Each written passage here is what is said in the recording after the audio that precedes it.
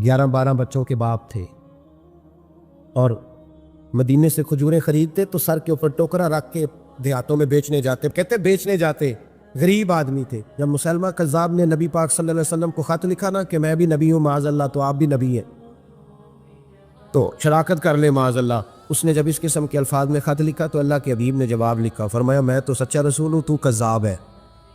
मजमा था स्यापा का। नबी पाक ने फरमाया भी मेरी नामूस पे पहरा देना है, ये ख़त लेके जाना है, कौन जाएगा? तो स्यापा कहते हैं पीछे बैठे थे और खजूरें खा रहे थे। फटाफट उठे, गरीब आदमी, 11 बच्चे, मेरा रूप भी नहीं तो मेरा रंग भी नहीं, तो मैनू यार मनाउण दा ढंग भी नहीं।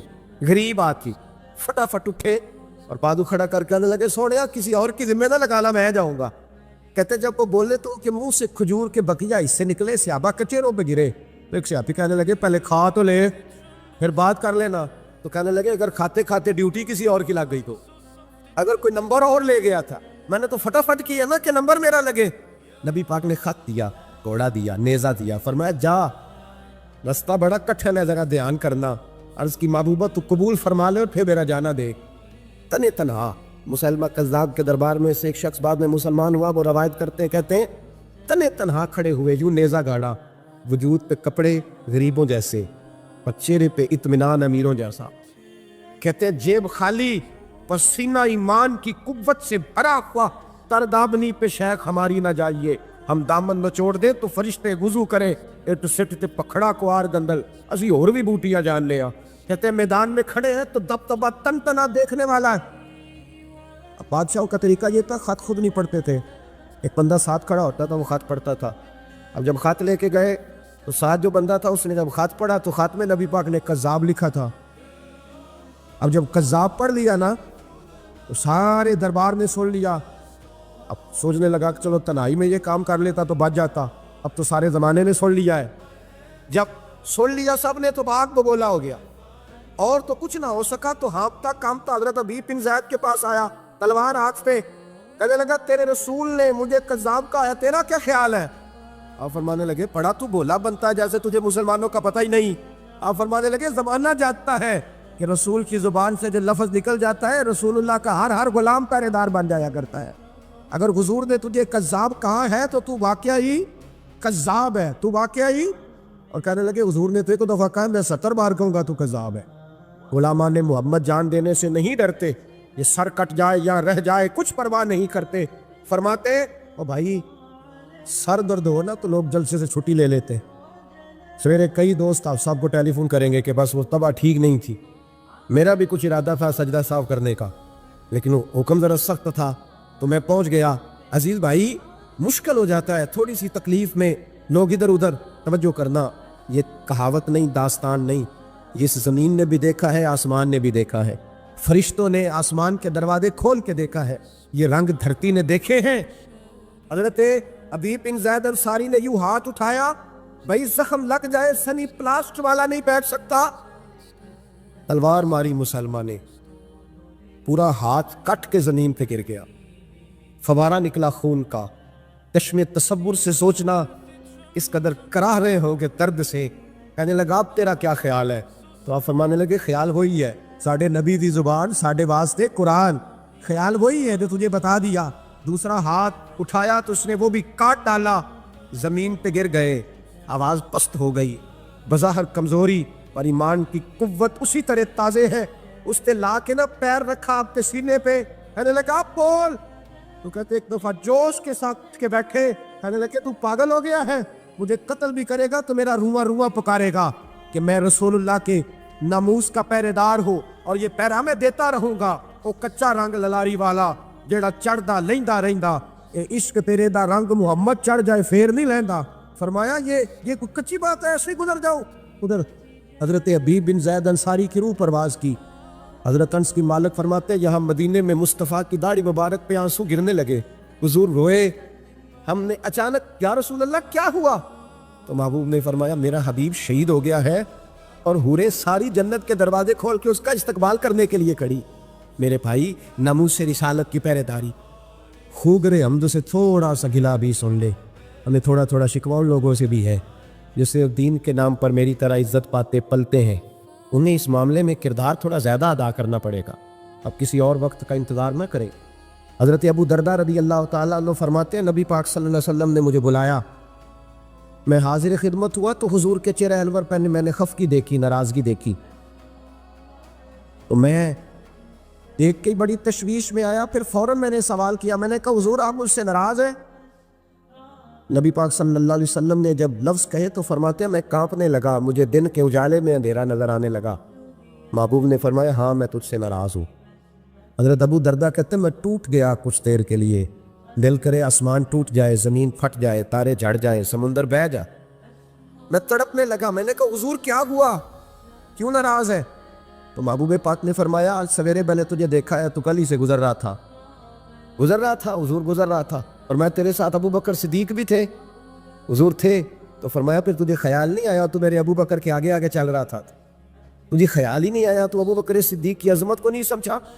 فرمایا اس دنیا میں نہ کسی پہ سورج طلوع ہوا نہ غروب ہوا جو میرے ابو بکر صدیق سے افضل ہو، تو اس کو۔ اور علامہ اسماعیل حقی نے تفسیر روح البیان میں حدیث لکھی ہے، ایک نوجوان نے آ کے عرض کیا تھا یا رسول اللہ میرے رزق میں برکت نہیں، جو کام کرتا ہوں فلاح ہو جاتا ہے، تو میرے نبی پاک نے فرمایا سفید داڑھی والے بزرگوں کے آگے آگے نہ چلا کر، ان کے پیچھے رہا کر، اللہ تیری روزی میں برکت پیدا فرما دے گا۔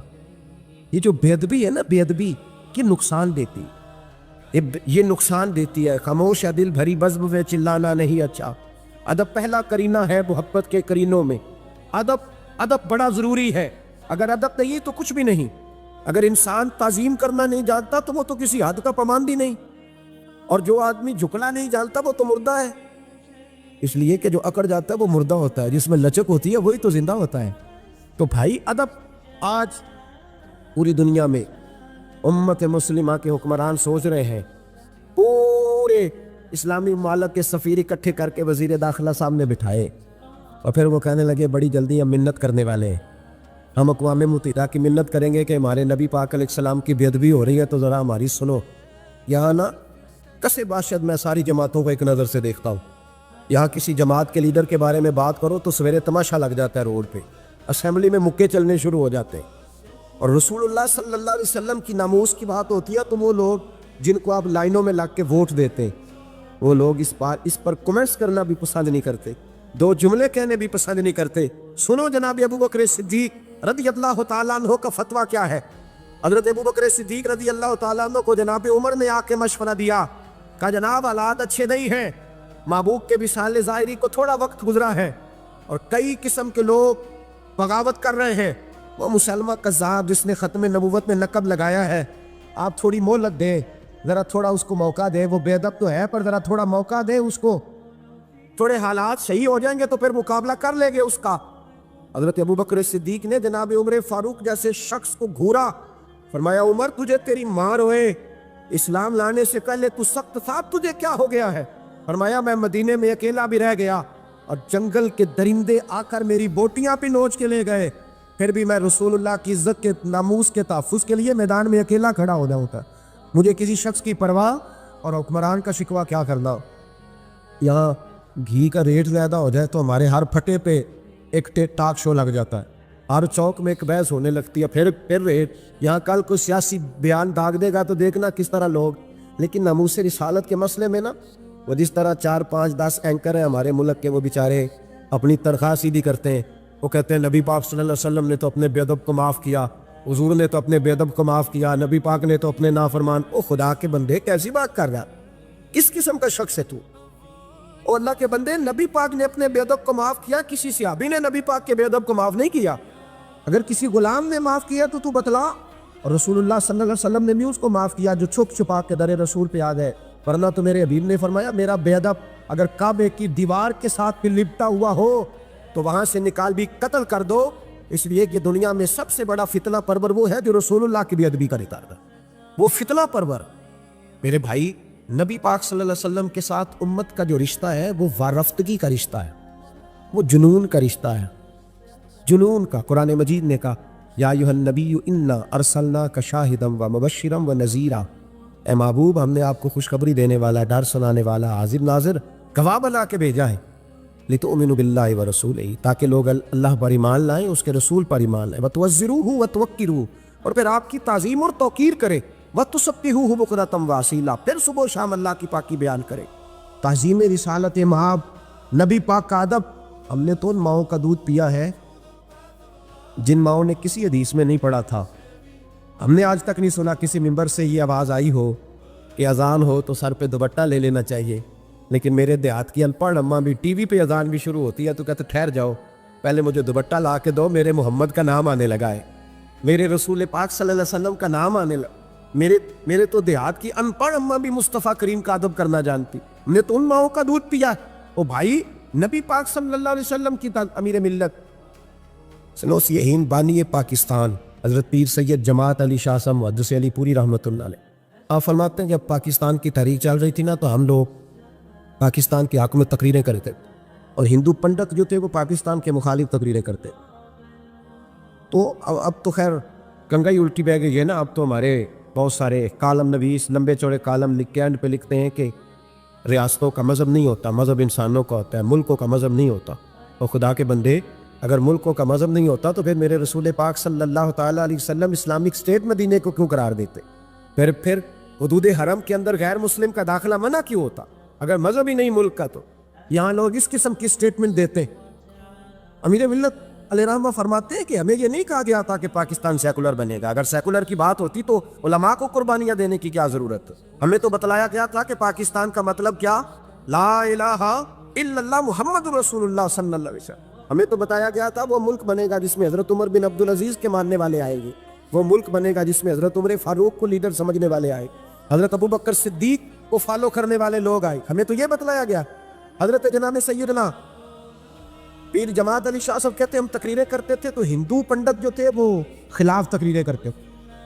एक जगह हिंदुओं का जलसा था, कांग्रेस के हिमायती लोग थे, तो कहते वहां सारे हिंदू थे, मुसलमान कोई नहीं था। तो हिंदू पंडित ने ना माज़अल्लाह नबी पाक सल्लल्लाहु अलैहि वसल्लम की शान में कोई बेअदबी कर दी। कहते वहाँ कोई और नहीं था, एक मलंग था, वो पीछे बैठ के ना तो दौरी डंडे के साथ अपना भी काम कर रहा था। तवज्जो है मेरी बात पर आप दोस्त? मेरी बात की समझ आ रही है हम आपको? वो पीछे से उठा और जाने कहाँ से स्टेज पे चढ़ गया और उसने ना पंडित के सर पे 2-3 डंडे मारे। कहते पंडित फौत हो गया वहीं। अब शोर हुआ, लोगों ने उसको पकड़ लिया, जेल में बंद कर दिया। हज़रत अमीर मिल्लत कहते मैं उसको मिलने गया। मैंने कहा यार ना तू नमाज पढ़े, ना तू रोज़ा रखे, ना तू शरीयत की तरफ आए और तूने इतना बड़ा काम कर दिया, बेअदब भी मार दिया है। तो कहते उस शख्स ने वो जवाब दिया जो लाखों मुहद्दिसीन के अकवाल की तशरीह था, जो सैकड़ों मुफस्सिरीन की आरा का लुबे लुबाब था। कहते हैं वो मलंग मुझे कहने लगा पीर साहब मैं नमाज नहीं पढ़ता, मेरी गलती है, रोज़ा नहीं रखता, मेरी गलती है, मैं शरीयत की तरफ तवज्जो नहीं करता, दुआ करे अल्लाह मुझे तौफीक दे, सारी गलतियां अपनी जगह पे, पर मैं गुनहगार हूँ, अपने मोहम्मद अरबी का गद्दार तो नहीं ना, मैं गुनहगार हूँ, कोई गद्दार तो नहीं ना, ये तो नहीं ना हो सकता मेरी मौजूदगी में को मेरे रसूल के बारे में बात कर जाए। उसने कहा मैं जेल की धरती पे आया हूँ और मुझे यहाँ आके वकीलों और जजों ने पूछा है कि तू एक दफ़ा इनकार कर, तेरा कुछ कर लेंगे। मैंने कहा मैं इनकार नहीं करता, बल्कि जेल में खड़ा होकर भी ललकारूंगा कि अगर यहाँ भी किसी ने मेरे मुस्तफ़ा के बारे में बात की तो उसका गला काट के रख दूंगा। ये जो नामूस रिसालत का मामला है, ये जो नामूस ये हसास मामला है और ये जुनूनी, देखे हज़रत सैयदना सिद्दीक़ अकबर रज़ी अल्लाह ताला अन्हु एक बहुत बड़ी शख्सियत का नाम है। ये वाहिद शख्सियत है जिसकी सहाबियत का इनकार कुफर है, इसलिए कि इनके लिए लफ्ज़ सहाबी कुरान पाक ने इस्तेमाल किया। इज़ यक़ूलु लिसाहिबिही ला तहज़न इन्नल्लाह माअना, जब कहा उन्होंने अपने सहाबी से कि गम न करो, इन्नल्लाह माअना, अल्लाह हमारे साथ। तो ये गार का जो वाक़या है इसमें लफ्ज़ सहाबी कुरान पाक ने हज़रत सिद्दीक़ अकबर के लिए बयान किया। उनके सहाबी होने का जो इनकार करेगा काफिर हो जाएगा। उनके अंदर बहुत सारी खसलतें थीं, अल्लाह से डरते थे, सखी बहुत ज़्यादा थे, उनको अल्लाह तबारक व तआला ने हिम्मत बड़ी दी हुई थी, शौरी हिम्मत। कुछ लोगों में फ़ैसला करने की कुव्वत नहीं होती, लेकिन कुव्वत फ़ैसला हज़रत अबू बकर सिद्दीक़ को अल्लाह ने बहुत ज़्यादा अता फरमाई। अकेले फ़ैसला करके डट जाने की उनके अंदर सलाहियत है। एक जुमले में फ़ाज़िल बरेलवी ने कमाल कर दिया। आला हज़रत फरमाने लगे दुनिया में नबी पाक सल्लल्लाहु अलैहि वसल्लम से बड़ा पीर कामिल कोई नहीं और जनाब अबू बकर सिद्दीक़ जैसा मुरीद भी कोई नहीं। ये जो तवानाई है, ہمارے ہاں لوگ مانتے ہیں اپنی مرضی کی چیزیں، جناب صدیق اکبر نے اس طرح مانا ہے جس طرح نبی پاک نے ماننے کا حکم دیا ہے۔ حضور نے فرمایا جب تجھے کسی سے محبت ہوتی ہے تو وہ تجھے بہرا بھی کر دیتی ہے، گونگا بھی کر دیتی ہے، اندھا بھی کر دیتی ہے۔ نہ انسان محبوب کا نقص دیکھ سکتا ہے، نہ سن سکتا ہے، اور نہ کبھی اس کی زبان سے وہ جملہ ادا ہو سکتا ہے۔ جس کو محبت ہو، جس نے بات سن لی وہ بھی محبت میں کچا ہے، جس نے بیان کر لی وہ تو فیل ہے نا، بالکل ہی وہ تو ناکام ہو گیا، اور جس نے دیکھ لی اوہو ایسا نہیں کرنا چاہیے تھا، اس نے بھی ابھی پیار نہیں کیا۔ یہ وہ الفاظ ہیں حدیث کے جو خود رسول پاک نے بیان فرمائے۔ نبی پاک صلی اللہ علیہ وسلم نے فرمایا محبت آدمی کو اندھا بھی کر دیتی ہے، بہرا بھی کر دیتی ہے، گونگا بھی کر دیتی ہے۔ جب محبت ہوتی ہے تو پھر انسان کو کوئی ایسی چیز نظر، ابو جہل نے محبوب پاک علیہ السلام سے کہا معاذ اللہ مجھے تو آپ کی طرح کا شخص کوئی نظر ہی نہیں آتا، یعنی اس نے کمزور لفظوں میں کہا۔ حضرت صدیق اکبر حضور کے سامنے کھڑے ہوئے تو کہنے لگے محبوب تیرے جیسا حسین نظر کوئی نہیں آتا۔ اب اس کے پاس چونکہ بغض تھا تو اپنے لفظوں میں بات کر رہا تھا، اس کی جو دل کی بات تھی وہ الفاظ بن کے آ چکی تھی۔ حضرت صدیق اکبر کے دل میں محبت تھی تو وہ اپنے لفظوں میں بات کر رہے، اپنے جملوں میں اس کا اظہار کر رہے۔ یاد رکھیے گا انہوں نے اس طرح محبت کی جس طرح محبت کرنے کا حق ہوتا، یعنی ہر چیز ہی، مال بھی دے دیا، اولاد بھی دے دی، سارے بچے نبی پاک کی غلامی پہ لگا دی، غلام بھی سارے حضور کے پیچھے لگا دیے، بس نبی پاک کی ڈیوٹی کرنی ہے۔ ہزاروں دینار کا نقصان اٹھایا لیکن نبی پاک صلی اللہ علیہ وسلم کی غلامی پر ہر چیز کو ترجیح دی۔ بات تو ہم نے بڑی دفعہ سنی ہے پر کبھی اس کے حسن کو بھی ملاحظہ فرمائیے نا، کبھی ذرا ملاحظہ فرمائیے نا۔ لوگ پیار کرتے ہیں، محبت کا دعویٰ کرتے ہیں، لیکن کہتے ہیں بھئی رستے رستے کی محبت ہے، یہاں مجھے 5,000 کا نقصان ہو رہا ہے، یہاں نہیں میں محبت کر سکتا۔ یہ نقصان 5,000 کا کون برداشت کرے؟ محبت ضرور ہے پر اب اتنا نقصان کون برداشت کرے؟ جناب صدیق اکبر کا کمال دیکھیے کہ مال کا نہیں جان کا نقصان برداشت کرنے کو بھی تیار ہے۔ کچھ لوگ ایسے ہوتے ہیں کہتے ہیں آگے خطرہ ہے تو ہمیں نہیں جانا چاہیے۔ غار ثور میں جب نبی پاک صلی اللہ علیہ وسلم کو لے کے پہنچے نا حضرت صدیق اکبر، 5,413 فٹ اونچی غار ہے، جب حضور ذرا سا چلے تو قدموں کو تکلیف ہوئی تو عرض کرنے لگے حضور آپ میرے کندھوں پہ بیٹھ جائیں۔ پباں پار قدم نہیں لاؤندا تے سور پہاڑ تے چڑھیا جاندا، او پیا جاندا دے یار نبی دا، اے اصلی دلدار نبی دا۔ حضور کو لے گئے اور جب غار ثور پہ پہنچے تو کہنے لگے حضور مجھے اندر خطرہ لگتا ہے، آپ ٹھہریں پہلے میں جاتا ہوں، پہلے میں جاتا ہوں۔ جناب صدیق اکبر تشریف لے گئے اور دیکھیں نا سالوں پرانی غار پڑی تھی، اس میں بڑا کچھ تھا، لیکن جناب صدیق اکبر نے پگڑی پھاڑ پھاڑ کے غار صاف کی۔ پھر جہاں سوراخ تھے نا، خطرہ تھا کہ کوئی سانپ بچھو نہ نکل آئے، وہاں چھوٹے چھوٹے ٹکڑے رکھ کے غار کو بند کیا۔ جب مکمل تسلی کر لی تو کہ حضور اب آپ تشریف لے آئیے۔ اب جب غار سے نکلے نا جانے کے لیے، اس انداز کو بھی ذرا دیکھیں۔ لوگ آج خشک دین کے بڑے قائل ہیں، کہتے ہیں بس ٹھیک ہے نماز پڑھنی چاہیے، روزہ رکھنا چاہیے، اتنی لمبی باتیں، آپ معرفت کی بات کرتے ہیں، آپ محبت کی بات کرتے ہیں، آپ وارفتگی کی بات کرتے ہیں۔ کچھ لوگوں کو تو لفظ عشق ہی بڑا برا لگتا ہے، وہ اس جملے تک جانا ہی پسند نہیں کرتے۔ او خدا کے بندو، یہ بھی تو انداز دیکھو نا صحابہ کا، جب نبی کریم سید عالم صلی اللہ علیہ وسلم کو لے کے وہ نکلے نا غار ثور سے، تو حضور کے ساتھ ساتھ چل رہے تھے، تو کبھی نبی پاک کے آگے جاتے تھے، کبھی حضور کے پیچھے، کبھی دائیں کبھی بائیں۔ تو محبوب کو پتہ ہے، پھر بھی پوچھا ابو بکر یہ کیا کر رہے ہو؟ تو عرض کرنے لگے حضور مجھے شک ہے کہ کافر طاق میں چاہتا ہوں اگر آگے سے تیر آئے تو وہ بھی میرے سینے پہ لگ جائے۔ پھر مجھے خیال آتا ہے ہو سکتا ہے پیچھے سے آ جائے تو پیچھے ہٹتا ہوں کہ اگر پیچھے سے کوئی نیزہ آئے تو وہ بھی مجھے ہی لگ جائے، کوئی دائیں سے آئے تو وہ بھی مجھے ہی لگ جائے، کوئی بائیں سے آئے تو مجھے لگ رہی ہے۔ تو بھیت نہیں چاہتی کہ آپ کو ذرا سی بھی تکلیف پہنچے۔ یہ ذائقہ جب نبی پاک کے لیے لوگوں کے دلوں میں پیدا ہوتا ہے تو پھر اللہ تبارک و تعالیٰ دین کی روشنی روح تک عطا فرما دے۔ امام فخر الدین رازی نے لکھا ہے، سینکڑوں سال پہلے کے مفسر، اب تو لوگ سارا کچھ کھاتے میں ڈال دیتے ہیں نا کچھ مخصوص لوگوں کی۔ امام فخر الدین رازی نے لکھا، دیکھیں بات بڑی سادی سی ہے لیکن حضرت ابوبکر صدیق کا بھی اپنا ذائقہ ہے۔ حضور نے انگوٹھی دی، کہا جاؤ اس انگوٹھی پہ نا اللہ کا نام لکھوا لاؤ۔ پہلے یہ بتائیے کہ چھوٹے چھوٹے کام اتنے بڑے بڑے لوگوں کو بھی بتائے جاتے ہیں۔ یہاں تو پانی پلانے کے لیے اور بندہ ہوتا ہے جو تھوڑا سیانا ہوتا ہے، وہ کہتا ہے یہ میری ڈیوٹی تو نہیں نا، میں تو صاحب ہوں، مجھے تو خود میں آیا ہوں مجھے پانی پلایا جائے، آپ یہ کیا کہہ رہے ہیں میں پانی پلاؤں؟ حضرت ابوبکر صدیق رضی اللہ تعالیٰ عنہ کو نبی پاک کام بتاتے تھے، اپنے ذاتی چھوٹے کام جو کوئی بچہ بھی کر کے آ سکتا ہے، لیکن یہ بھی میرے محبوب کی محبت ہے. فرمایا جو میری ذات کے تعلق سے کام ہوگا وہ میرا ابو بکر ہی کر کے آئے گا. جناب صدیق اکبر کو انگوٹھی دی, فرمایا جاؤ اس پہ اللہ کا نام لکھوا لاؤ. امام فخر الدین رازی نے لکھا ہے جناب صدیق اکبر گئے, کہتے ہیں میں نے لکھنے والے سے کہا کہ اللہ کا نام لکھ دو, پھر میری طبیعت نے گوارا نہ کیا کہ صرف اللہ کا لکھا ہو. میں نے کہا یار اس طرح کرو ساتھ میرے مصطفیٰ کا بھی لکھ دو. حضور کا حکم کیا ہے؟ تو حضرت ابو بکر کیا کہتے ہیں؟ یہاں لوگوں کو بڑا شکوہ ہے, کہتے ہیں آپ جناب بڑھا کے حضور کی شانے پہ اتنی بات کہو جتنی ہے, حد میں رکھو. اور میں نے کہا بیوقوف, تو حضور کی حد بتا دینا ہم وہیں تک رہ جائیں گے. بالغ العلا بے کمال ہی کشف الدجا بے جمال حسنت جمیع خصال صلو علیہ وآلہ. وہ حد بتا, ہم حد تک رہیں گے. نبی پاک صلی اللہ علیہ وسلم نے کہا میرا نام لکھو, اللہ کا نام لکھواؤ. جناب صدیق اکبر نے ساتھ حضور کا بھی لکھوا لیا. واپس لائے نا, حضور کو انگوٹھی دی تو اس پہ لکھا تھا اللہ, محمد اور ابو بکر. حضور نے فرمایا ابو بکر یہ یار یہ تو نے کیا کیا ہے؟ میں نے کہا تھا اللہ کا لکھوا لا, تو میرا بھی لکھوا لایا اپنا بھی. جناب صدیق اکبر چونک گئے. امام فخر الدین رازی نے لکھا چونکے, عرض کرنے لگے یا رسول اللہ میں نے آپ کا نام تو لکھوایا ہے, میری طبیعت گوارا نہیں کرتی تھی کہ اللہ کا ہو اور آپ کا نہ ہو, خدا کا ذکر کرے, ذکر مصطفیٰ نہ کرے, ہمارے منہ میں ہو ایسی زبان خدا نہ کرے. کہا حضور اللہ کا نام تو آپ نے کہا تھا اور میں نے ساتھ گوارا نہیں کیا کہ آپ کا نہ ہو, تو میں نے لکھوا لیا ہے, باقی اپنا میں نے نہیں لکھوایا. حضور واللہ میں نے نہیں لکھوایا.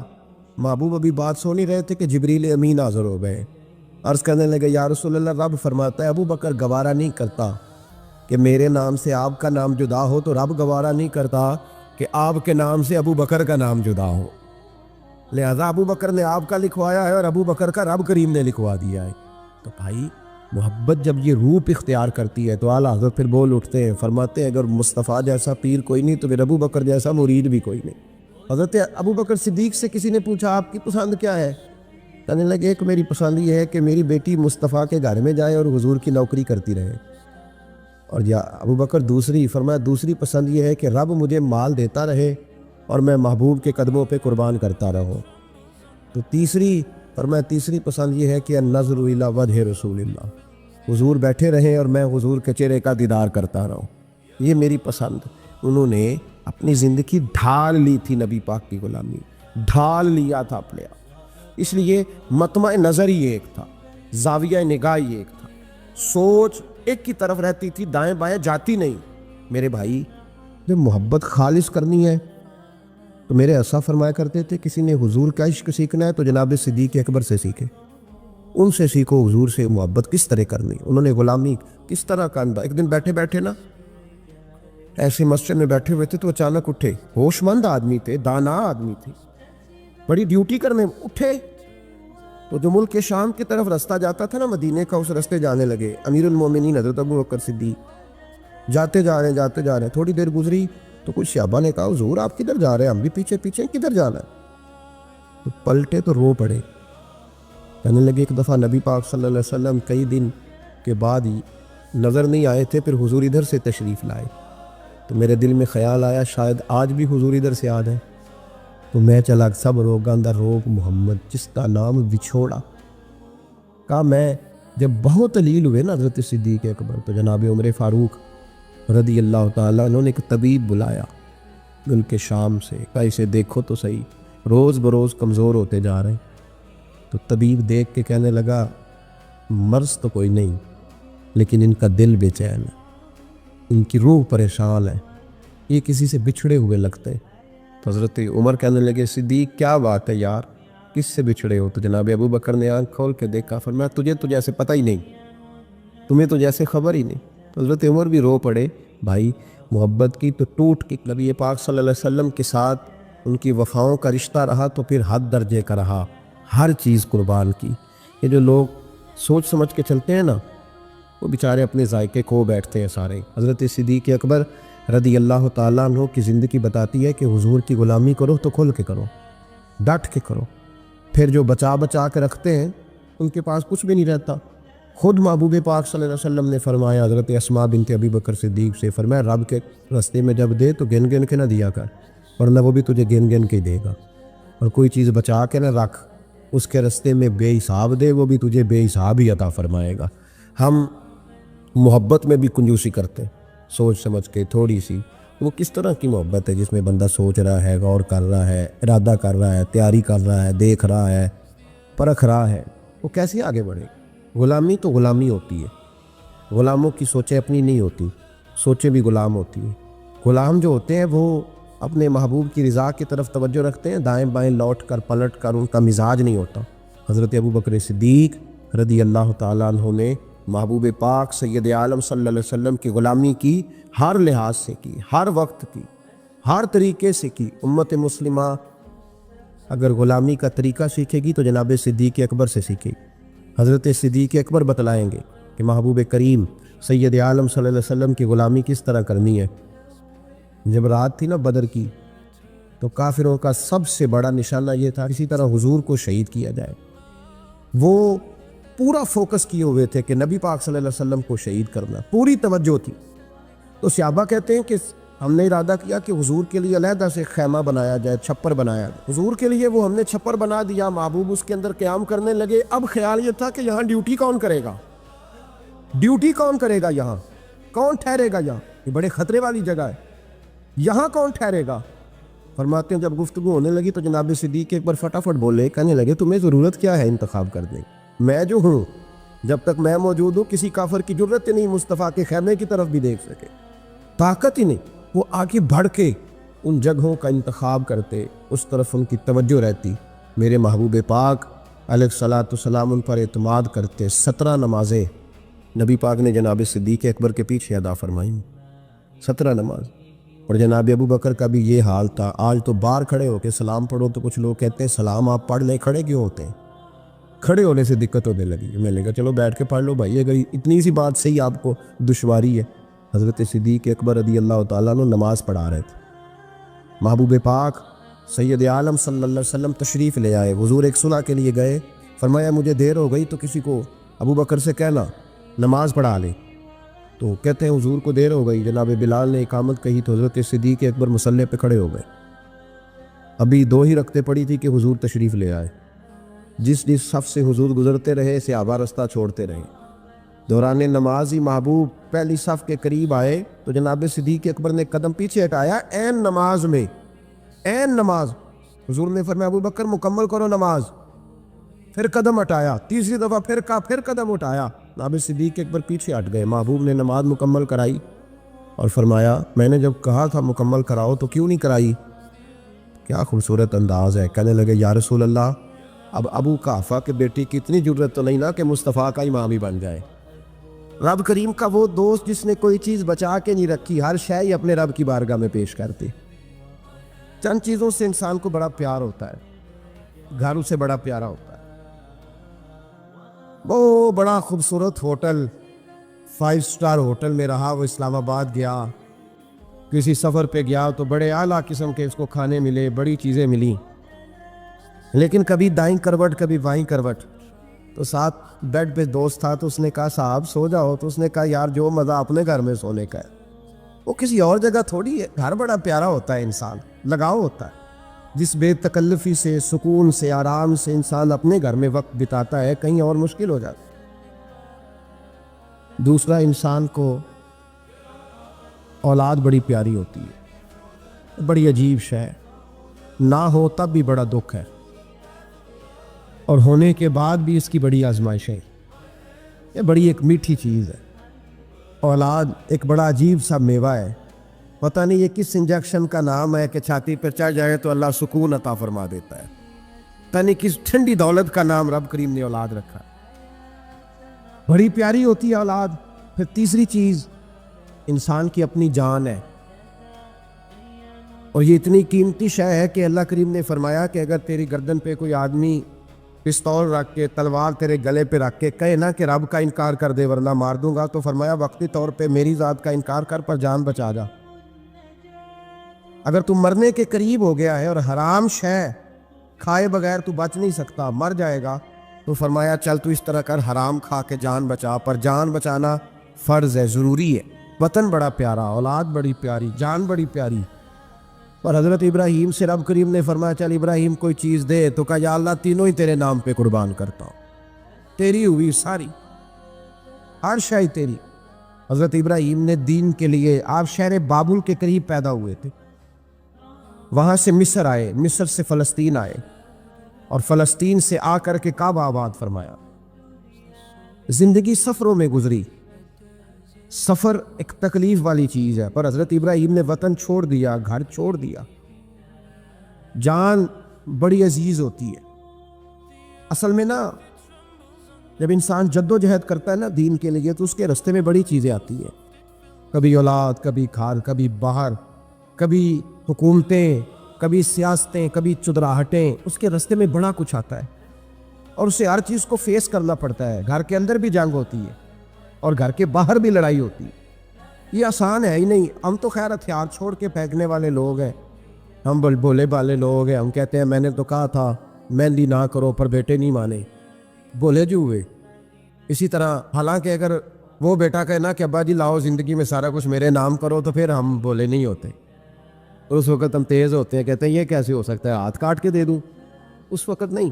دین کے معاملے میں بولے ہوتے ہیں، بیٹا بد مذہب کے پاس جا رہا ہے تو اس وقت ہم بولے بالے ہیں، کوئی عرض نہیں، لیکن اگر وہ اپنی پسند کی شادی کرے ہمیں کراس کر کے، پھر ساتھ ہی ہم تیز ہو جاتے ہیں۔ تو حضرت ابراہیم نے جب دین کے لیے نکلے تو جد و جہد کی، گھر کے اندر بھی گھر کے باہر بھی۔ آپ کے والد کا نام طارق ہے، وہ توحید پرست تھے، ایماندار تھے، پرہیزگار تھے۔ آپ کے چچا کا نام آذر ہے، وہ بت پرست تھے، بت بیچا کرتے تھے۔ حضرت سیدنا ابراہیم علیہ السلام جب میدان عمل میں نکلے تو حضرت ابراہیم علیہ السلام نے اپنے گھر سے جہاد شروع کیا، لڑنا پڑا گھر کے اصولوں سے۔ چچا نے جو رواج بنائے ہوئے تھے اس رواج سے ٹکرائے، فرمایا میں اپنے گھر کے اندر یہ بت پرستی نہیں ہونے دیں گا۔ چچا کو ایک دفعہ نہیں، بار بار 100 دفعہ سمجھایا۔ آپ کا چچا بت بنا کے بیچا کرتا تھا۔ حضرت ابراہیم علیہ السلام تھوڑے بڑے ہوئے تو کہنے لگا کہ چلو میرے ساتھ، تم بھی بت بیچنے ہیں، ہمارا کاروبار ہے۔ حضرت ابراہیم ساتھ نکلے تو بت پکڑا ہے، گندے پانی کے اندر اس بت کو ڈبوتے ہیں، کہتے ہیں کسی نے خریدنا ہے تو خرید لو، نہ یہ نفع دے سکتا ہے نہ نقصان دے سکتا ہے، جو اپنا آپ نہیں بچا سکتا تمہیں کیا بچائے گا، خریدنا ہے تو خرید لو۔ چچا کہنے لگا تو کاروبار چمکا رہا ہے کہ تباہ کر رہا ہے۔ گھر میں بڑے معاملات خراب ہوئے، جھگڑے ہوئے، لیکن حضرت ابراہیم علیہ السلام ایک منٹ کے لیے بھی اپنے گھر کے اندر بھی کمپرومائز کرنے کو تیار ہیں۔ یہ تھوڑا مشکل میں نے پہلو چھیڑ دیا ہے، یہ تھوڑا مشکل پہلو چھیڑ دیا ہے۔ تھوڑا سمجھدار آدمی ہے پر بیوی سے پردہ نہیں کرا سکتا، سیانا ہے، پنچایت کا بندہ ہے، جو اس سے آپ کہیں گے وہ بات یہ سنائے گا، لیکن کہتا نہیں جی میں نے کوشش کر لی ہے۔ اس قسم کی کوشش ہے صاحب، کیسے ہو گیا؟ حضرت ابراہیم علیہ السلام نے گھر کے اندر سے فرمایا نہیں کرنے دوں گا، گھر کے اندر بھی ٹکرائے، فرمایا تم جو بھی ہو پاش کیا چچا کے اصولوں کو، اور باہر جب نکلے تو صرف علاقے کے چیئرمین سے نہیں ٹکرائے، ایم پی ایم این اے وزیر مشیر سے نہیں ٹکرائے، سپر پاور نمرود دنیا کا واحد حکمران تھا اس وقت، دوسرا کوئی حکمران ہی نہیں تھا، اکیلے حکمران سے جا کر ٹکرائے، کوئی ساتھ فوج نہیں تھی، کوئی ساتھ ان کے طاقت بظاہر دنیا داری کی کوئی نہیں تھی، پر حضرت ابراہیم جا کے ٹکرائے۔ اور میرے رسول پاک صلی اللہ علیہ وسلم نے سند بیان کی، فرمایا افضل الجہاد کلمۃ الحق عند سلطان الجابر، فرمایا سب سے افضل جہاد یہ ہے کہ تو ظالم بادشاہ کے سامنے کھڑے ہو کے حق بات بیان کر دے، یہ سب سے بڑا جہاد ہے، یہ سب سے افضل الجہاد ہے کلمۃ الحق عند سلطان الجابر، سب سے بڑا جہاد۔ حضرت ابراہیم کھڑے ہو گئے، سپر پاور سے ٹکرائے۔ یہاں ہم لوگ حکمتوں کا شکار ہیں، دیکھیں گے، کریں گے، سوچیں گے، اور مولوی صاحب کو ویسے کہتے ہیں آپ پرہیز کریں سیاسی باتوں سے۔ بھئی اللہ کے ہر نبی نے جا کے وقت کے ظالم حکمران کو لتاڑا ہے، للکارا ہے، یہ تو مشن انبیاء ہے۔ حضرت سیدنا ابراہیم علیہ السلام نے اس کو جا کے کہا کہ تو جھوٹ بولتا ہے، تو جھوٹا ہے، تو خدائی کا دعویٰ کرتا ہے، تو بہت بڑا ظالم ہے، اور قرآن مجید نے ساری بات کو بیان فرمایا ہے۔ حضرت ابراہیم علیہ السلام سے کہنے لگا میں رب ہوں، تو آپ نے فرمایا میرا رب تو وہ ہے جو زندہ کرتا اور مارتا ہے، تو پھر آپ حق بات بیان کریں گے تو اللہ مارے گا کہ بندہ مارے گا؟ کچھ بھی نہیں ہوتا، کیونکہ زندگی موت کس کے ہاتھ میں ہے؟ اللہ کے ہاتھ میں، زندگی موت اللہ، کچھ بھی نہیں ہوتا۔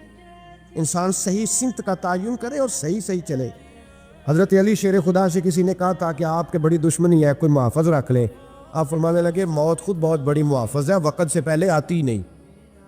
بڑی محافظ ہے، وقت سے پہلے. علامہ نورانی رحمۃ اللہ تعالیٰ علیہ کراچی جیسے شہر میں رہا کرتے تھے جہاں گام گام پہ خطرہ تھا. لوگوں نے کہا حضرت اتنے بڑے لیڈر ہو، آپ کی جماعت کی 62 سیٹیں ہوئیں قومی اسمبلی میں، ایک ایسا وقت بھی آیا تو کوئی ایک آدمی بندوق والا. آپ فرمانے لگے مجھے ضرورت ہی نہیں، اس لیے کہ جس خدا رسول کے لیے میں نکلا ہوں وہ خود ہی حفاظت کرنے والے ہیں، ضرورت نہیں ان چیزوں. تو بھائی حضرت ابراہیم ٹکرائے اور اب کا انداز کیا ہے؟ جا کے کہا کہ تو نہیں، خدا وہ ہے جو زندہ کرتا. اور اس نے ایک بیوقوفوں جیسی دلیل دی. ایک آدمی کو کل پھانسی دینی تھی تو اس کو بلایا، کہنے لگا تجھے کب پھانسی ہے؟ اس نے کہا کل. کہنے لگا جا تجھے آزاد کیا، زندگی دی، اس کو چھٹی دے دی. ایک عام آدمی بیچارہ بیٹھا تھا، اس کو پکڑ کے نا کہنے لگا اس کی گردن اڑا دو. کہنے لگا دیکھ لو میں بھی زندہ کرتا اور مارتا ہوں، وہ جو کل مرنے والا تھا میں نے زندہ کر دیا ہے، اور جس کو پتہ ہی نہیں تھا کہ میں نے مرنا ہے اسے پکڑ کے میں نے مار دیا ہے. یہ بیوقوفوں جیسی دلیل ہے. حضرت سیدنا ابراہیم علیہ السلام چاہتے تو اسی وقت دلیل توڑ دیتے کہ تو کیا بیوقوفوں جیسی بات کر رہا ہے، اگر تو زندگی دیتا ہے تو مرے ہوئے میں جان ڈال کے دے جس کو تو نے مارا ہے. لیکن حضرت ابراہیم نے دیکھا کہ بیوقوف ہے، بیوقوفوں سے بحث نہیں ہوتی، دلیل بدل لی جاتی ہے، ان کی عقل کے مطابق بات کی جاتی ہے. حضرت ابراہیم فرمانے لگے میرا رب وہ ہے جو سورج مشرق سے نکالتا ہے اور مغرب میں غروب کرتا ہے. تو اگر رب ہے تو تو مغرب سے نکال کے مشرق میں غروب کر. فبہت الذی کفر، کافر لاجواب ہو گیا، اس کے پاس اس چیز کا کوئی جواب نہیں تھا. علامہ اسماعیل حقی نے خوبصورت فقرہ لکھا ہے، خوبصورت جان ڈال دی ایک جملہ کہہ کے. حضرت سیدنا علامہ اسماعیل حقی رحمۃ اللہ علیہ فرمانے لگے چونکہ نمرود بیوقوفوں جیسی باتیں کر رہا تھا، اگر وہ یہ کہہ دیتا نا کہ میں سورج کو نکالتا ہوں مشرق سے، میں غروب کرتا ہوں معاذ اللہ مغرب میں نکالتا ہوں، تو آپ اپنے رب سے کہیے کہ وہ مغرب سے نکال کے مشرق میں غروب کرے. علامہ اسماعیل حقی فرماتے ہیں رب کریم کی آواز قدرت تھی، مالک حضرت ابراہیم علیہ السلام کے اس اگر وہ کہہ دیتا اور حضرت ابراہیم دعا کر دیتے تو رب کریم نے فرشتوں کو تیار بٹھایا ہوا تھا. فرمایا اگر یہ کہہ دے میرے خلیل سے کہ سورج مغرب سے نکال کے مشرق میں غروب کرنا ہے تو تیار رہنا، جس طرح خلیل کہیں گے ویسے ہی کر دیں گے. واتخذ اللہ ابراہیم خلیلا، ابراہیم ہمارا دوست جو ہوا، جیسے کہے گا ویسے کر دیں گے. حضرت سیدنا ابراہیم علیہ السلام کی باتوں کا جب جواب نہ دے سکا، دلیل نہیں بندہ دیتا، پھر لڑائی کرتا ہے، پھر جھوٹے موٹے اعتراض کرتا ہے. دلیل ختم ہوتی ہے تو لوگ ذاتیات پہ اترتے ہیں، کہتے ہیں یہ کھانستا صحیح نہیں، دیکھتا صحیح نہیں. دلیل ختم، اب ذاتیات پہ اترے، کہنے لگے مجھے پتہ چلا ہے کہ یہ فلانی جگہ گیا تھا تو وہاں جا کے اس نے اس طرح کیا ہے. پھر لوگ ذاتیات پہ اترتے ہیں، جب دلیل کا جواب دلیل سے نہیں دے پاتے پھر ذاتیات پر اتر کر حملے کرتے ہیں. حضرت ابراہیم کی دلائل کا جواب نمرود نہ دے سکا تو کہنے لگا کہ اس کو آگ میں ڈال دو. قوم گئی ہوئی تھی ساری، آپ نے بات سنی ہوئی ہے، میں نے صرف اشارہ دینا ہے، میلے پہ. تو حضرت سیدنا ابراہیم علیہ السلام نے سارے بت توڑ دیے، کلاڑا بڑے بت کی گردن پہ رکھا. واپس آئے، کہنے لگے بت کس نے توڑے ہیں؟ تو فرمایا اس سے پوچھو جس کی گردن پہ کلاڑا ہے. کہنے لگے یہ تو بول ہی نہیں سکتا. تو فرمانے لگے بڑے بیوقوف ہو جو بولتا ہی نہیں، سنتا ہی نہیں، اپنا آپ نہیں بچا سکتا، اس کی پوجا کرتے ہو. کہنے لگے پکڑو، دلیلیں ختم ہو گئی، اس کو آگ میں ڈالو. بہت بڑی حویلی 45 فٹ مربع پہ مشتمل ایک حویلی بنائی گئی اور 45 فٹ اونچی. مختلف روایات، علامہ اسماعیل حقی کہتے ہیں کہ 3 مہینے تک نمرود نے کہا کہ اس کے اندر لکڑیاں ڈالو. لوگ پوچھنے لگے کتنی دنیا جلانی ہے؟ کہنے لگا بندہ تو ایک جلانا ہے، پر بندہ بڑا تگڑا ہے، ایک بندہ. 3 مہینے لکڑیاں ڈالی گئیں. اور لوگوں کی جو تہمات ہوتی ہیں نا وہ بڑی عجیب ہوتی ہیں. تہمات میں نے بڑی تفصیل سے رمضان المبارک میں گفتگو کی تھی. بدشگونی تہمات لوگ لیتے ہیں، اس وقت بھی لوگ تہمات کا شکار ہو گئے. عقیدہ بگڑ جاتا ہے تو وہ عجیب و غریب باتیں کرنے لگتا ہے. تہمات کا شکار ہو گئے. بیویاں نظر مانتی، میں بیمار ہوں، اگر صحیح ہو گئی تو اتنے من لکڑی دوں گی حضرت ابراہیم کی آگ جلانے کے لیے. ایک عورت لے کے جا رہی ہے لکڑیاں، تو ایک نیک دل آدمی نے اس سے پوچھا کہاں جا رہی ہو؟ کہنے لگی میں نے منت مانی تھی تو حضرت ابراہیم علیہ السلام کو معاذ اللہ جلانے کے لیے لکڑیاں لے کے جا رہی ہوں. تو وہ رب کریم کے بندے کہنے لگے تو ڈھونڈتی رہے گی، تجھے وہ جگہ ملے گی نہیں. وہ بی بی کئی مہینے گھومتی رہی، جگہ ہی نہیں ملی جہاں لکڑیاں ڈالنی. ماری گئی. तोहम्मात का शिकार हुए बहुत सारे लोग, तोहम्मात का। भाई तोहम्मात दीन के अंदर मना है। तोहम्मात दीन में कोई नज़र मानना, कोई किसी बुजुर्ग के मज़ार पे जाके साले सवाब के लिए कोई चीज़ मानना, ये तो दुरुस्त हुआ। लेकिन गैर शरी नज़रें मान लेना कि मैं आग के गिर्द चक्कर लगाऊंगा, मैं जनाब वहाँ जाके ये वाला तमाशा करूंगा, मैं धागा बांधूंगा, मैं रस्सा काटूंगा, मैं वहाँ गंदे हौज से पानी पीऊंगा, इनकी शरीयत इजाज़त, ये तोहम्मात है, बदशगुनी है। दीन में इनकी कोई गुंजाइश है? आप नज़र मानने से पहले भी किसी आलिम से राब्ता करें कि मैं मन्नत मांगने लगाऊं तो कैसे माननी चाहिए, इसका तरीका पूछ। ऐसे ही गलत चीज़ की मन्नत थोड़ी मान ली जाएगी। 12 आलामदाम बरस से मतलब हज़रत इब्राहीम के लिए आग जलाई गई, 45 फुट ऊंची आग है, परिंदा भी ऊपर से गुजरता है तो नीचे गिर जाता है जल के। इतने दिल लगा के आग जलाई गई। अब हज़रत इब्राहीम को जलाया जाने लगा है। यहाँ तो मौजे है ना, जो किसी इदारे का सरबराह है उसके लिए मौज है, किसी जगह ऑफिसर बन गया तो मौज है, पीर साहब के लिए मौज है, अल्लामा साहब के लिए मौज है, खतीब साहब के लिए मौज है। जलना किसको पड़ता है? वहाँ अली कोई नहीं रहा इल्ला माशाअल्लाह। वो लोग गुजर गए जो तकलीफ़ें सह के काम करते थे, गुजर गया ज़माना। हज़रत सैयदना इब्राहीम अलैहिस्सलाम को जलाया जाने लगा है तो अब इतनी बड़ी आग है तो डाले कैसे? शैतान ने तजवीज़ दी कि मंजनीक बनाओ, मंजनीक, बड़े बड़े बांस बांध के उनके नीचे रस्सा बांधो। वो जिस तरह झूलने के लिए झूला बनाया जाता है, इस तरह एक मंजनीक पुराने ज़माने में उसमें पत्थर रख के फेंके जाते थे दुश्मनों पे। वो मंजनीक बनाई गई कि दूर से हज़रत इब्राहीम को फेंकेंगे। हाथ हज़रत इब्राहीम के बांध दिए, पाँव मुबारक बांध दिए, पूरी ज़मीन पे एक नाम लेने वाला खुदा का, और उसको आज रस्सियों में जकड़ा हुआ है। जब फेंका जाने लगा ना आग में, हूरें रोने लगी, फरिश्ते तड़पने लगे, ए अल्लाह ये क्या होने लगा है? एक तेरा खलील और वो भी आग में। फरमाया जाओ जाके उससे कहो अगर तुम्हारी मदद लेता है तो उसे बचाओ। हवा का फरिश्ता आया, कहा इब्राहीम अगर तू कहे, ओ भाई इन चीज़ों को कहानी समझ के ना सुना करें, ये दास्तान नहीं, ये वो तरीके हैं जो हमारे रसूल ने हमें अपनाने का हुक्म इरशाद फरमाया है। जो अकीदे, ये वो नज़रियात है जो हमें ओढ़ने को कहा गया। अपने रब करीम की रज़ा पे राज़ी रहने के ये वो खूबसूरत मौक़े हैं सूफिया ने जिनको बनाकर समझाकर हम तक पहुँचाया है। ये है अहले तरीक़त की बातें। वो कहते हैं यार जिस हाल में रखे राज़ी रहना है। हज़रत इब्राहीम अलैहिस्सलाम को फेंका जा रहा है, फरिश्ता आया, ए अल्लाह के खलील अगर हुक्म दो तो इतनी हवा चलाऊं कि नमरूदी जल जाए, सारे आग उन पे फेंक दी जाए। आपने फरमाया तू जा, तुझसे मुझे कोई काम नहीं। थोड़ी देर के बाद पानी का फरिश्ता आया, कहा हुजूर इतनी बारिश बरसाऊंगा कि आग बुझ जाएगी। फरमाया तू जा, तुझसे कोई काम नहीं।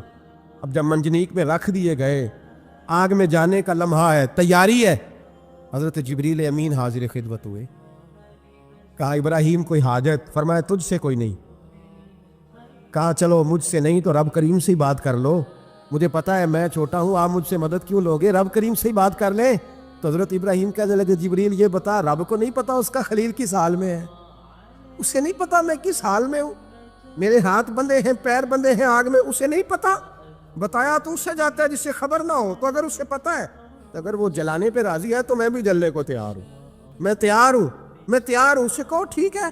हज़रत सैयदना इब्राहीम अलैहिस्सलाम को मंजनीक में डाल के जो फेंका आग में, या नारुकूनी बरदम व सलामन अला इब्राहीम, अल्लाह ने फरमाया ए आग मेरे इब्राहीम पे ठंडी भी हो जा और सलामती वाली भी हो जा। हज़रत इब्राहीम को दो फरिश्तों ने बिठा दिया ज़मीन पे, फूल खिले हैं, कौंपलें महक रही हैं, कलियां खुशबू दे रही हैं। हज़रत इब्राहीम ने सर सजदे में रख दिया, सुबहान अल्लाहि वल्हम्दुलिल्लाहि वला इलाहा इल्लल्लाह वल्लाहु अकबर। हज़रत इब्राहीम अल्लाह की तस्बीह पढ़ने लगे, रब करीम को शुक्र बजा लाने लगे। निकले वहाँ से, कुछ दिन गुजर गए, निकले, हुक्म हो गया इब्राहीम इलाका छोड़ दो। हज़रत इब्राहीम अलैहिस्सलाम वहाँ से निकल के मिस्र आए, चचा के पास ठहरे। उन्होंने अपनी बेटी जनाब सारा का निकाह कर दिया। कुछ आगे बढ़े तो एक जालिम बादशाह से टकराए। उसने एक शहजादी, एक बादशाह की बेटी कैद की हुई थी, जनाब हाजरा नाम था, उनको कैद से छुड़ा के साथ लाए। हज़रत लूत अलैहिस्सलाम भी साथ। ये 4 लोगों का काफिला चला, फ़लस्तीन में जाके पड़ाव डाला, घर बार छोड़ा, तबलीग शुरू हुई। हज़रत इब्राहीम के घर में 2 ख़वातीन हैं, एक आपकी बीवी हैं, एक हज़रत हाजरा है। औलाद कोई नहीं, बड़ा मेवा है मीठा। घर वही आबाद होता है जिसमें बच्चे रोते हैं, घर होता ही वो है जिसमें बच्चों की चंचलाहट होती है, भिन बनाहट होती है। हज़रत इब्राहीम ने एक बच्चा रोते हुए देखा तो आंखों में आंसू आए, कहने लगे रब्बी हबली मिनस सालिहीन, یا اللہ مجھے بھی نیک اولاد عطا کر۔ حضرت سارہ نے سن لیا، کہنے لگی ابراہیم شاید میرے بطن سے تو آپ کو نصیب نہیں، ہاجرہ سے نکاح کر لو۔ جناب ہاجرہ سے نکاح ہوا۔ اللہ تو بڑا بے نیاز ہے، رب کریم نے حضرت اسماعیل جیسا خوبصورت بیٹا عطا فرمایا۔ بیٹا کالا سیاہ بھی ہو تو سینے کی ٹھنڈک ہوتا ہے، پر یہ تو وہ بیٹا ہے جس کی پیشانی میں نور محمدی چمکتا ہے صلی اللہ علیہ وسلم۔ حضرت سیدنا اسماعیل اتنے خوبصورت، اب جس بیوی کے یہاں بیٹا تھا بیٹھنا اٹھنا بھی زیادہ اس کے پاس، آنا جانا بھی اس کے پاس، توجہ ادھر ہو گئی۔ جناب سارا رشک کرنے لگی، ایک دن کہنے لگی اسے چھوڑ آ جنگل میں، وادی غیر ذی زرع مکے کے پاس، بھائی ایک بیٹا عالم دین بنا لو۔ کہنے لگا روٹی کہاں سے کھائے گا؟ تیرے 5 بیٹے ہیں، کو حافظ قرآن بنا کر روٹی کہاں سے کھائے گا؟ وہ بچہ بھی کہتا ہے میں کہاں سے کھاؤں گا۔ حضرت ابراہیم علیہ السلام تو چند مہینے کا بچہ چھوڑ آئے، تو کہاں سے روٹی کھائی حضرت اسماعیل؟ کہاں سے کھائی ان کی اماں نے روٹی؟ اوکے مر جاتے ہیں یہ سارے۔ میں بڑی ذمہ داری سے کہا کرتا ہوں کہ جتنی خوبصورت روٹی اللہ کریم دین کے خادموں کو عطا کرتا ہے شاید کسی اور کے نصیب ہوتی ہو، لیکن ہم لوگ توجہ ہی نہیں کر رہے، ہمارا ذوق ہی نہیں بن رہا، ہم یہ محنت ہی نہیں کر رہے کہ قوم کو مستند علماء کی ضرورت ہے، علاقوں کے علاقے خالی ہیں، ادھر ہمارا مزاج ہی نہیں بن رہا، توجہ ہی نہیں دین کی خاطر۔ اور پھر چلے بچے تو بعد کی بات ہے نا، جو ابھی خود جوان ہے وہ بھی یہ دعا، ایک صاحب مجھے کہنے لگے میں دعا مانگ رہا ہوں اللہ مجھے بیٹا دے تو میں اسے دین پہ لگاؤں گا، تو میں نے کہا آپ بھی بوڑھے نہیں ہوئے، آپ خود ہی لگ جائیں، بیٹا تو ابھی آئے گا تو لگے گا نا، تو آپ تو اس وقت ہے تو آپ تو پہلے لگے نا صاحب، 2 گھنٹے تو نکال کے آئیں، دین سیکھنے کو کافی ہے۔ آپ اتنی لمبی سوچ رہے ہیں کہ بچہ آئے گا تو بڑا ہوگا تو وہ جائے گا تو دیکھی جائے گی، ابھی تو آپ ہیں تو آپ تو آؤ۔ حضرت ابراہیم نے بچہ وہاں چھوڑا۔ یہاں سے جو عمرہ کرنے لوگ جاتے ہیں نا، جو حج کرنے جاتے ہیں، ان کو پتہ ہے کہ وہاں دنیا کی ہر نعمت ملتی ہے، پھر بھی ڈبل ٹرپل پیسے لوگ جیبوں میں ڈال کے جاتے ہیں۔ حضرت ابراہیم جب وہاں لے کے گئے تو کوئی انسان نہیں تھا، پانی کا قطرہ نہیں تھا، 2 کلو کھجوریں، 1 مشکیزہ، بیوی کو تھمایا۔ ہمارے گھر میں ہزاروں چیزیں پڑی ہیں، لیکن وہ جو توکل ہے نا وہ ختم ہو گیا۔ اللہ دے گا، حلال حلال پہ قناعت کرے، جائز جائز پہ بھروسہ کرے، رب کریم عطا کرنے والا ہے، وہ مزاج ختم ہو گیا۔ حضرت سیدنا ابراہیم علیہ السلام 2 کلو کھجوریں، 1 مشکیزہ پانی کا دے کر کے، اور وہاں بٹھایا آپ نے اپنے بچے کو اور اپنی زوجہ جناب ہاجرہ کو، اور بٹھا کر کے یہ واپس پلٹنے لگے تو حضرت ہاجرہ سلام اللہ علیہ نے آواز دی، کہا ابراہیم کس کے سہارے پہ چھوڑ کے جا رہے ہیں؟ جہاں آب زمزم کا کنواں ہے نا، جو لوگ گئے ہیں جنہوں نے صفا مروہ کی صحیح کی ہے، صفا مروہ سے باہر نکلے نا، سرکار کی ولادت کا مقام ہے، اس جگہ پہ آب زمزم کا کنواں تھا، وہاں حضرت سیدنا ہاجرہ کو بٹھایا، کوئی چیز نہیں، کوئی درخت نہیں، کوئی کھیت نہیں، کوئی پانی نہیں، کوئی کنواں نہیں، وہاں بٹھایا اور بٹھا کر کے نکلنے لگے تو جناب ہاجرہ فرمانے لگی ابراہیم کس کے سہارے پہ چھوڑ کے جا رہے ہیں؟ کہنے لگے اللہ کے سہارے پہ۔ تو پاک باز بی بی نے ایک لفظ پوچھا، کہا ابراہیم یہ میرے رب کا حکم ہے، یہ میرے، بس جن کا عقیدہ توحید مضبوط ہو ان کے لیے ایک جملہ کافی ہوتا ہے، یہ میرے اللہ کا حکم ہے۔ تو جناب ابراہیم علیہ السلام فرمانے لگے ہاجرہ ہاں رب کا حکم ہے۔ جب یہ لفظ کہے تو چاہیے تھا نا حضرت ابراہیم تسلی دیتے، تو بی بی صاحبہ تسلی دینے لگی، عرض کرنے لگی ابراہیم اگر اللہ کا حکم ہے تو